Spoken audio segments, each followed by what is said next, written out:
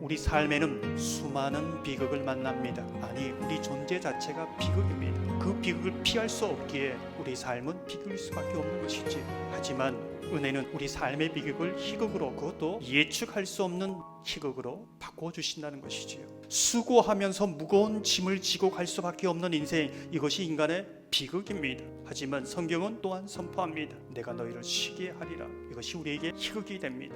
오늘 본문은 출애굽기의 마지막 장면입니다. 성막을 건축한 이후 가나안을 향하여 이스라엘 백성들은 다시 행진하고 있는 것이지요. 우리는 오늘 본문을 보면서 의문을 가집니다. 왜 그토록 오랫동안 한 곳에 이스라엘 백성들이 시내산 밑에서 머물러 있어야 했는가? 한 곳에 1년 남짓한 기간 동안 가나안으로 나가기는커녕 왜 이렇게 오랫동안 멈추어 있었는가? 이 말입니다. 어쩌면 우리 현실과 너무나 닮은 것 같습니다. 왜 금방 끝날 것 같은 코로나가 이렇게 오랫동안 우리를 한 곳에 머물게 하는가? 이스라엘 백성들의 이런 오랜 머무름, 이것은 우리에게 무엇을 말해주고 있는가? 우린 피할 수 없는 이러한 현실 속에서, 이러한 비극 속에서 정말로 희극을 기대할 수 있는가? 많은 사람들은 오랫동안 머물러 있는 상황, 멈추어 있는 이 상황을 견딜 수 없어 합니다. 많은 사람들은 나아가지 못하는 것을 뒤처진다고 생각하고 한 발자국이라도 나아가야 된다고 말합니다. 여러분은 이 오랜 머무름, 멈춤, 이 부분을 어떻게 보내고 있습니까? 어떻게 생각하고 있습니까? 우린 질문을 받고 해서 하나님께서는 그렇다면 이스라엘 백성이 이 오랜 머무름을 어떻게 보고 계신가? 정말로 재앙으로 보고 계신가? 정말로 비극으로 보고 계신가? 1구절을 보면 여호와의 영광이 성막에 충만함에 이스라엘 백성이 오랜 긴 시간을 어떻게 보냈는가? 갇혀 지냈는가? 그냥 견디기만 했는가? 사실 이 오랜 기간 동안 이스라엘 백성들은 실패하기도 하였습니다. 넘어지기도 하였지요. 아니, 완전 바닥을 드러내기도 하였습니다.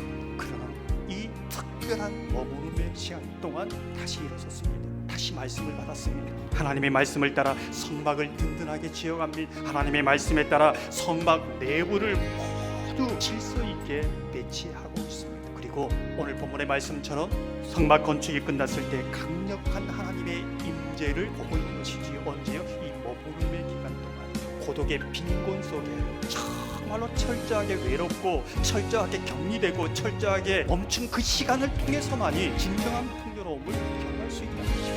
우린 외로운 고립된 존재이기에 어떤 벽도 돌파해 나갈 수 없다는 것이지요. 그렇지만 이 일시적인 존재가 하나님을 만나는 경험, 영원을 만나는 그 경험을 통해서 고립된 이 벽을 돌파해서 나갈 수 있는 창조적인 힘이 생긴다는 것입니다. 그 기다리는 고립된 시간, 너무나 지루한 시간, 그 시간 속에 하늘의 궁전을 보는 것이지. 그것이 무엇입니까? 오늘 이스라엘 백성들이 보는 그 하나님의 영광, 하나님의 임재, 그것을 보기에 이제는 일어서서 나갈 수 있다는 것입니다. 코로나는 오래 멈춤의 시간을, 격리된 시간을 어떻게 보내야 하는가? 하나님의 말씀에 성년의 전인 우리의 내면을 하나님의 말씀대로 다시 질서 있게 정돈해 가는 시간이라는 것을 말해주고 있습니다.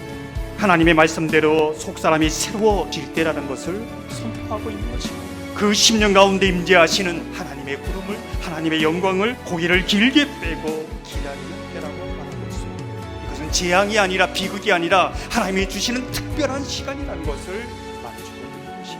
오늘 본문을 계속해서 보면 구름 가운데 역사하시는 하나님의 임재를 보는 사람은 어떻게 살아가는가? 이 머무름의 시간, 고독의 시간, 멈춤의 시간을 어떻게 보냈느냐에 따라서 삶의 방향이 전혀 달라진다는 것입니다. 이 머무름의 시간 속에서 하나님의 구름, 영광, 임재를 경험한 사람은 구름이 움직일 때를 압니다. 구름이 어디로 이동하는지도 아는 것이지요. 지금은 머무를 때가 아니다, 앉아있을 때가 아니라 일어설 때이다, 나갈 때이다, 끼어있을 때이다 압니다. 분별하는 것이지요. 그러기에 일어설 수 있습니다. 그러기에 나갈 수 있습니다. 그러기에 가나안을 향해 방향을 바로잡고 갈 수 있다는 것입니다. 우리가 눈여겨보게 되는 것은 성막은 이스라엘 백성 한가운데 정 위치, 움직이지 않는 위치에서 있습니다. 하지만은 하나님의 영광은 이동합니다. 각자 백성의 삶 속에 이동해서 그 삶의 현장에 역사하는 그런 영광이라는 것을 보여주고 있는 것이지요. 종종 사람들은 말합니다. 기도의 골방 없이도 하루를 성령 안에서 무시로 기도하면서 잘 살 수 있다고 말입니다. 정말 그렇습니까? 기도의 골방은 머무름의 시간입니다. 멈춤의 시간입니다. 그 시간 속에 하나님의 구름이 떠오른 걸 보는 사람은 하루를 구름의 이동을 따라 살아갈 수 있는 것이지요. 사람들은 종종 말합니다. 주일에 온전한 예배의 삶이 없이도 한 주를 잘 살 수 있다고 말합니다. 정말 그렇습니까?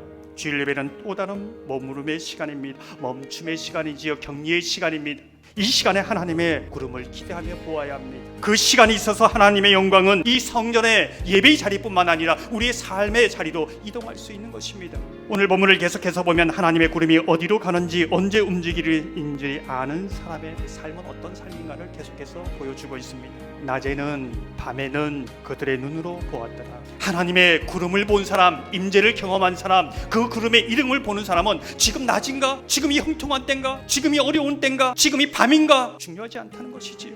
왜 그렇습니까? 칠흑같이 어두운 밤길이라도 그 구름 기둥이 불기둥으로 바꾸어서 대낮같이 인도해 주시기 때문에 밤이나 낮이나 늘 대낮처럼 걸어가는 것이지요. 이게 진정한 그리스도인의 삶의 모습인 것을 말해주고 있습니다. 다른 말로 하면 하나님의 임재를, 하나님의 영광을 보지 못하는 사람은 아무리 살기 좋아지고 아무리 삶이 형통해도 어두운 밤길을 걸어가는 것과 같다는 것이지요. 여러분은 대낮 같은 삶을 살아갑니까? 아니면 칠흑같이 어두운 길을 걸어가고 있습니까? 만약 어두운 밤길을 걷고 있다면 거기에서 잠시 멈추어서 별을 보는 훈련을 해야 한다는 것이지. 우리가 당면한 오랜 머무름이 힘겹지 않습니까?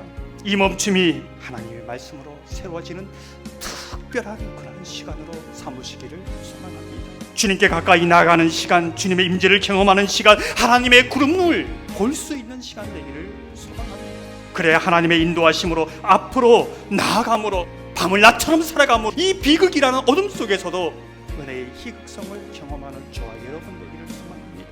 은혜의 삶, 복된 삶이 되시기를 주님의 이름으로 축원합니다.